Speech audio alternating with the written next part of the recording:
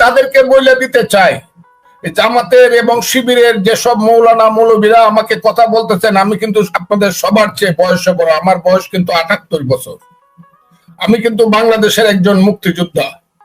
আমি কিন্তু বাংলাদেশে 1 লক্ষের উপরে লয়ার আছে। আমি কিন্তু 100 সিনিয়র লয়ারের একজন, সিনিয়র অ্যাডভোকেটের। আমি কিন্তু আপনাকে বলি, আমি কিন্তু মেম্বার অফ পার্লামেন্ট ছিলাম। আমি কিন্তু এই জন্মে যত আন্দোলন সংগ্রাম হয়েছে গত 61 বছর, শুধু নিয়ে দুর্দিনে দিনে রাতে সামরিক বেসামরিক শাসনের বিরুদ্ধে গণতন্ত্রের বাংলাদেশে কেউ এটা সংগ্রাম করে না।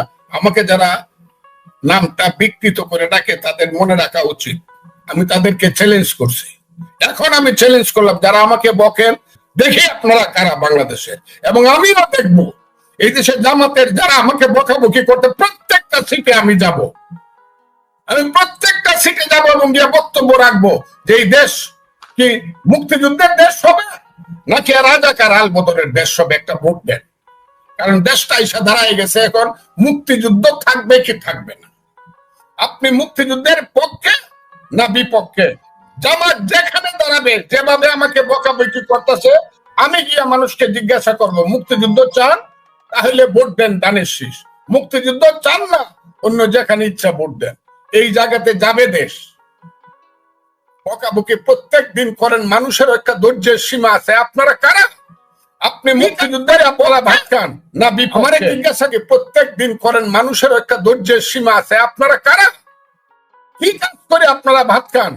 আমারে জিজ্ঞাসা করেন আমি কি করে? না, আমি জান্নাতুল্লাহ খাই না। আমি মুক্তিযোদ্ধা। আমার ঘরে যখন 100 চাল ছিল না, আমার নদীর ঘাটে 10,000 মন চাল ছিল। আমি বাজার থেকে বাকি চাউল কিনা খাইছি। আমার নাম ফজলুর রহমান। যদি বিশ্বাস না করেন, ইনভেস্টিগেশন করে দেখেন, কারণ সরকার তো আপনাদের দেখেন ফজলুর রহমান ইন বাংলাদেশ। ও, আমি কোন দলের সভাপতি না, সেক্রেটারি না, এই কারণে মনে করেন ফজলুর রহমান কেউ না। না, ফজলুর রহমান বাংলাদেশের কেউ। আমি বাংলাদেশের মুক্তিযোদ্ধা। যারা জীবিত আছে, মুক্তিযুদ্ধের টোটাল কণ্ঠটা, মুক্তিযোদ্ধাদের টোটাল কণ্ঠটা আমার মুখ দিয়ে বেরোচ্ছে বাংলাদেশে। আমি মুক্তিযুদ্ধের বাংলাদেশে বর্তমান প্রতীক। মেরে ফেলেন আমাকে, আমাকে মারলে মুক্তিযুদ্ধকে হত্যা করতে হবে।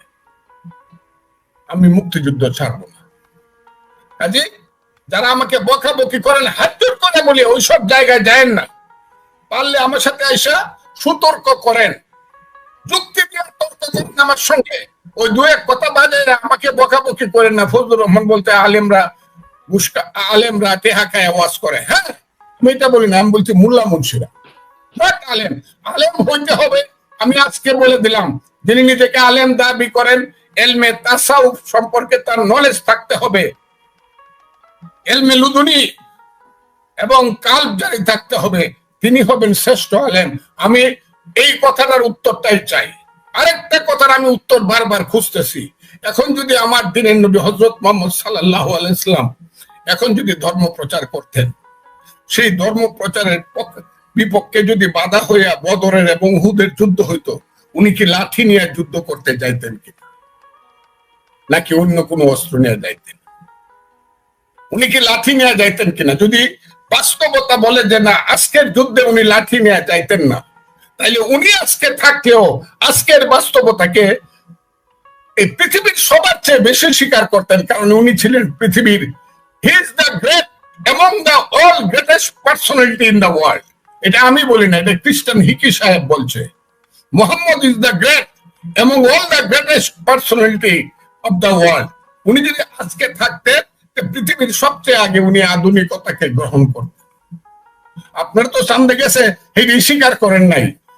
1969 সনে মানুষকে মারছেন, কাফের কইছেন। মাইক বাজারে বিয়া করলে কইছেন জামাই বউ বাচ্চা হইলে পরে এটা অবৈধ বাচ্চা হইব, যারও জৈব। এখন তো সারা রাত মাইক বাজারে ওয়াজ করেন আপনারা, বড় বড় মৌলানা সাহেবরা। আপনারা ওই ঢাকা শহরে যখন রাজুকে টেলিভিশন সেন্টার, রাজুক ছিল না তখন, ছিল এটা ডিআইটি। ডিআইটিতে যখন টেলিভিশন সেন্টার উদ্বোধন করে, তখন এইখানে বাইতুল মুকাররম তখন ওইভাবে হয় নাই। সারা মসজিদ থেকে দাঁড়িয়ে মোল্লারা কইছে কাফেররা যারা শয়তান টেলিভিশনের ভিতরে আনতেছে, সেই আইয়ুব খানে জাহান্নামে দেব, সেই মুনায়েম কা জাহান্নামে দেব। এটা মুসলিম লীগ করছিল 64 সনে। আপনারা তো টেলিভিশনে মানেন নাই। আর এখন এই যে মোবাইল কার কাছে নাই, আমি হুজুররা জিজ্ঞাসা করি, এই যে হুজুররা, এই মোবাইলটা কেউ আবিষ্কার করছেন আপনারা? কোন মুসলমান এই মোবাইলটা আবিষ্কার করছে? এটার মাঝে কি কোনো সুন্নত ফরজ আছে? এইটা তো ব্যবহার করেন। কেন করেন? কারণ এটা বিজ্ঞানের অগ্রগতি হয়েছে। আর আমি বিজ্ঞানের অগ্রগতিকে স্বীকার করি বইলা প্রত্যেক দিন বলেন ফজলুর রহমান মরুক, ফজলুর রহমান মরলে পরে আমরা জানাজা পড়বো না। আরে আপনি জানাজা পড়বেন নাকি? আমার জানাজা তো ব্যবস্থা করবে আল্লাহ, আমার জানাজার ব্যবস্থা করবে আল্লাহ। আপনি কি জানাজা পড়বেন আমার? আর পড়বেন নাকি? এই যে মোবাইলটা কেন ব্যবহার করেন মৌলানা সাহেবরা? তাহলে বিজ্ঞানকে স্বীকার করেন। বিজ্ঞানকে স্বীকার করলে আধুনিকতাকে স্বীকার করতে হবে। তা না হলে এটা মনে হবে যে আপনি একটা মুনাফিকি। আপনি সব বিজ্ঞানের সুবিধা নেবেন আবার বিজ্ঞানকে স্বীকার করবেন না, এটা হলো মুনাফিকি। একটা সরকারকে সমর্থন দিছিল 5ই আগস্টে। এর আগে 15-16 বছর যাবৎ বিএনপির হাজার হাজার কর্মী মারা গেছে, লাখ লাখ কর্মীর নামে মামলা হয়েছে, হাজার হাজার কর্মী একসাথে জেল খাটছে। এই আন্দোলন সংগ্রাম করে 5ই আগস্ট আনতে পরে ইউনূস সাহেবকে সমর্থন করছে। অনেকবার সমর্থন করে পট করে সেই সমর্থন বিএনপির মতো লোক দল এটা যদি উইথড্র করে ফেলে এত তাড়াতাড়ি কোনো সিদ্ধান্ত নিতে পারে না। কিন্তু আস্তে আস্তে দেখা যাচ্ছে এখন আমাদের স্থায়ী কমিটির সদস্যরা বলতেছে যে যমুনার দিকে লং মার্চ হবে। আমাদের যিনি ভারপ্রাপ্ত চেয়ারম্যান তিনি বলছেন যে করিডোর দেওয়া বা সেন্ট মার্টিন দেওয়া এগুলো আপনাদের কোনো কাম না, আপনারা দয়া করে নির্বাচন দিয়ে চলে যান। উনি খুব ঠান্ডা মাথায় কথা বলে এবং নরম ভাবে বলে, কিন্তু কথাগুলোর মধ্যে শক্তি আছে অনেক বেশি। এবং আপনি একটু অপেক্ষা করেন, বিএনপি মাঠে যেদিন নামবে সেদিন এদের কোনো অস্তিত্ব থাকবে না। তবে তারা হইল আন্তর্জাতিক শক্তির প্রেরণক এজেন্ট। আমার মনে হয়েছে ইউনূস সাহেব আন্তর্জাতিক শক্তির দাবা খেলার মধ্যে ঢুকে গেছে। সেই দাবা খেলায় ঢুকে আমার দেশটাকে এটা কি ফিলিপাইন করবে নাকি দিয়াগো গার্সিয়া বানাবে? আমার দেশটাকে অন্যের কাছে বন্ধক দিয়া এই দেশে একটা দীর্ঘদিনের জন্য এই দেশটাকে ওই একটা কঠিন নিষ্ঠুর শাসনের মধ্যে রাখা পৃথিবীর শ্রেষ্ঠ শক্তির যে শক্তি এই পৃথিবীতে সমস্ত কিছু গ্রাস করতে চায় তাদের সমস্ত কর্মকাণ্ডকে বৈধতা দেওয়ার জন্য এইখানে করিডোর দিবে কিনা, যে করিডোর দিলে পরে আমার পার্বত্য চট্টগ্রামের রাঙ্গামাটি, খাগড়াছড়ি, বান্দরবন চলে যাবে। শুভপুর ব্রিজ থেকে ধরে দক্ষিণ দিকে আমার যে চট্টগ্রাম, যে চট্টলা আমার বাইজিদ বুস্তামি চট্টলা, আমানত সাহ চট্টলা, যে চট্টলা হইল বাংলাদেশের জীবনের সবচেয়ে বড় নিঃশ্বাস প্রশ্বাস। আমাদের নেতা তারেক রহমান সাহেব যেমন বলেছেন করিডোর দেওয়া কোনো অনির্বাচিত সরকারের কাজ না। আমি একজন মুক্তিযোদ্ধা হিসাবে আপনাকে বলতে চাই, আমার জীবনের ষষ্ঠ গুণে এসে আপনারও বয়স হিসাবে হয়েছে আপনি মীর জাফরের খাতায় আপনি নাম লিখায়েন। যে মীর জাফর একদিন মনে করেছিল সিরাজউদ্দৌলাকে হত্যা করে রাষ্ট্র ক্ষমতায় বসলে আমার নামে জিন্দাবাদ হবে, মুর্শিদাবাদ হবে আমার। হ্যাঁ, মুর্শিদাবাদ তার 10 বছরের জন্য হয়েছিল এবং 100 বছর পর্যন্ত মানুষ বলতো মীর জাফর দেশপ্রেমিক, সিরাজউদ্দৌলা বিশ্বাসঘাতক। কিন্তু 100 বছর পরে 1857 সনে আইসে যখন ভারতবর্ষের প্রথম জনতা এবং সিপাহীর বিপ্লব হলো ব্রিটিশের বিরুদ্ধে, তখন কিন্তু সবাই বলতে শুরু করলো সিরাজউদ্দৌলা ছিল দেশপ্রেমিক, মীর জাফর হলো বিশ্বাসঘাতক। এখন কোটি কোটি ছেলের নাম সিরাজউদ্দৌলা হয় ভারতবর্ষে, কিন্তু 5 লক্ষ টাকা দিলেও কেউ একটা মীর জাফর নাম রাখে না। আমি ইউনূস সাহেব আমি আপনাকে বলতাম আপনি বাঙালির অন্যতম শ্রেষ্ঠ সন্তান, আপনি এই কাজটা দয়া করে করেন না, করিডোরটা আপনি দয়া করে দিয়েন না। দিলে পরে বাংলাদেশকে স্বাধীনতা কিন্তু অস্তমিত হয়ে যাবে। যে স্বাধীনতার জন্য আমি 23 বছর বয়সে যুদ্ধে গিয়েছিলাম, শুধু যুদ্ধে জানি মরার জন্য গিয়েছিলাম, যে স্বাধীনতার জন্য মায়ের বোনের অশ্রু জলকে পিছনে রেখে যুদ্ধে গিয়েছিলাম, যে স্বাধীনতার জন্য 2500 কিলোমিটার দূরে দেরাদুনে গিয়ে ট্রেনিং দিয়েছিলাম। সকালবেলা পতাকা উঠাইতাম, আমার সোনার বাংলা আমি তোমায় ভালোবাসি। আমি ছিলাম কমান্ডার দেরাদুনে, সন্ধ্যার সময় নামাইতাম, আমার সোনার বাংলা আমি তোমায় ভালোবাসি। সেই যে আমার সোনার বাংলা আমি তোমায় ভালোবাসি ট্রেনিং দিলাম, আসলাম, যুদ্ধে যুদ্ধে দেশ স্বাধীন করলাম।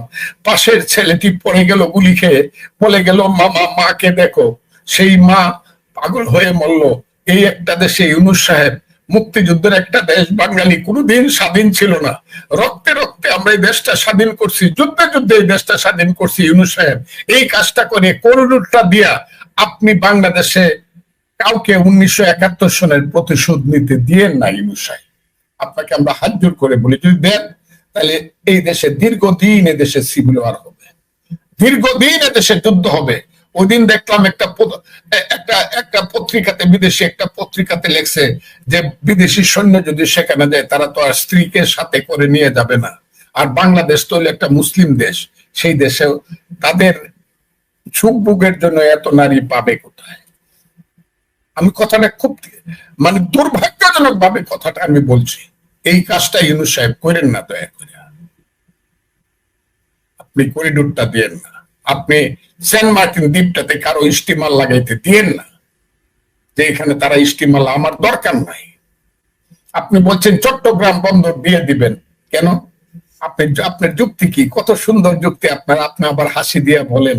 আপনি হাসি যখন দেন তখন মনে হয় অমিতাভ বচ্চনের মতো আপনার বয়স হয়ে গেছে 26-27 বছর। ইউনূস সাহেব কেন দিবে? বলছেন যে যারা এই পৃথিবীতে আমার বন্দর ভালো চালাইতে পারবো তাদেরকে দিয়ে দিব, সুন্দরভাবে যারা চালাইতে পারবে। আমি কি মুক্তিযুদ্ধ করিয়া, আমার দেশ হলো আমার মা, আমার মাকে আমি পুরান শাড়ি পরাবো, আমার মাকে আমি সেরা শাড়ি পরাবো, প্রয়োজনে দিনে দিনে আমি তাকে সুন্দর শাড়ি পরাবো। এই কারণে সুখ ভোগের জন্য তো আমি বিদেশের কোন মহারাজার কাছে আমার মেয়েকে বন্ধক দিতে, আমার মাকে বন্ধক দিতে পারি না। যারা ভালো চালাইবে তাদের কাছে যদি আমার দেশ বন্ধক দিয়ে দিতে হয়, তাহলে যারা আমার মাকে ভালো করে খাওয়াবে তাদের কাছে আমার মাকে না হয় দিয়ে দিলাম। এইটা আমি চাই।